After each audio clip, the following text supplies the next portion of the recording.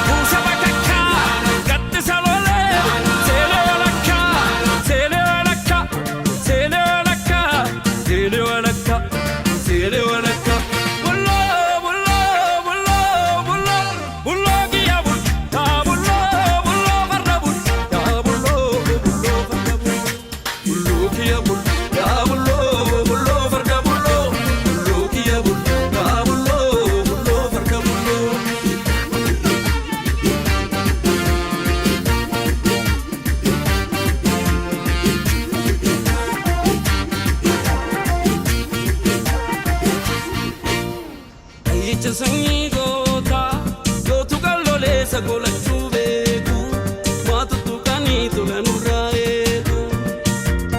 Aiche sanyi gota, yo tu kalole sa gola chubeku, matu tu kani tu la nuraeku. Na na na na na machago na na. Na na na na na machago na na. Na na na na na machago.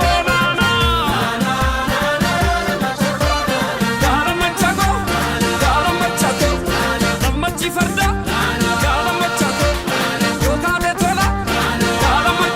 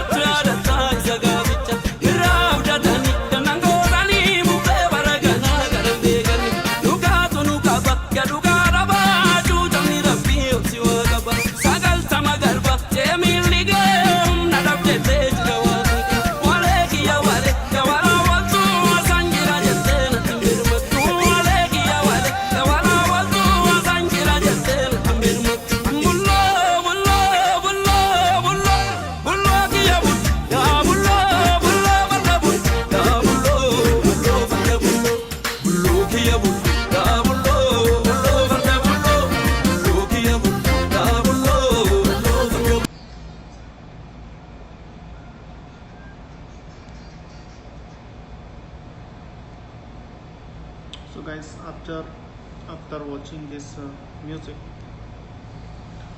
I want to say only one thing: awesome. And thank you so much for watching my video. Bye bye.